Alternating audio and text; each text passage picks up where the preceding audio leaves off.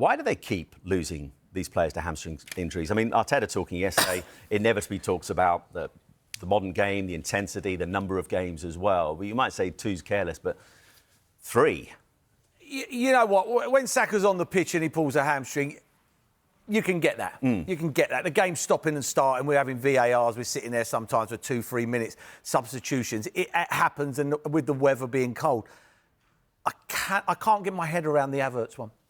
In Dubai. In Dubai, on warm weather training, and they're just training. So all you've got to do is warm up. If you warm up properly and stretch, you shouldn't pull your hamstring. And I mean, he hasn't pulled it. He must have ripped it off the bone to be out the whole season.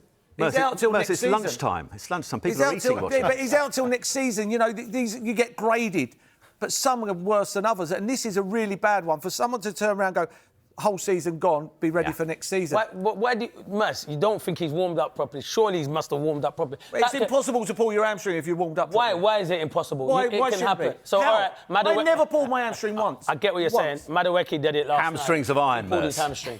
What? Hamstrings of iron. Yeah, no, but that's the one thing that you do. You've got to stretch. You've got to warm up. I don't think until I was about 36, coming towards the end of my career, I pulled a muscle. I never pulled a muscle.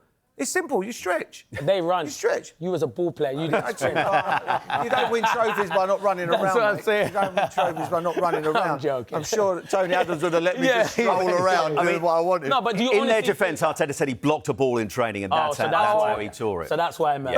But so why didn't you tell me that before? I thought you'd done your research, man. Oh, what a guy. What a guy. We need to move on, though, Sue, to the question of what happens next, because I feel like ever since I've been doing this job, we've been talking about Arsenal's need for a striker. They weren't able to get any kind of deal over the line in January, and now they find themselves really, really short. And when you look at their goals and their goal contributions this season, this really underlines what they now have missing, because you look at that, you got Saka out, 10 assists, 15 goals as well. Kai Havertz, 9 goals, 3 assists. Martinelli, 6 goals, 3 assists. And all of those top 3 are out injured. The front 3 he's gone with today is the one we expected, is Sterling, Trossard and Nwaneri. In a title race. Yes, the door is open a little bit with that draw at Goodison Park the other night. They could get the gap down to 4 points this afternoon. It's not going to be enough, is it? Well, I think Arsenal know that they need to be pretty much perfect to go on and catch Liverpool. Can they be perfect, though, with those kind of players and that's the difficulty. I think they've been so unfortunate with injuries and injuries to key players in those attacking areas. Could you say that Arsenal should have brought a striker in January? Yes, but could they find the right one? Maybe not. Well, they clearly couldn't, because I think they would have. Arteta actually said that. I think when you look at those 3 players that they've got there, you think, well, it's an opportunity for Nwaneri. He's a young man, clearly lots of talent. You think, who's going to play in that 9? Is it going to be Sterling? Is it going to be Trossard? Will they rotate? Will it be quite fluid? We know that Arsenal are good at getting goals from different ways, whether it's set pieces, and is it the midfield need to step up, the likes of Ødegaard and things like that? So they have got goals from other areas. But Sterling, I mean, he hasn't really pulled up any trees yet. No, he hasn't. But it's an opportunity to do that. He's got game time now. Do you think he's still got that in him?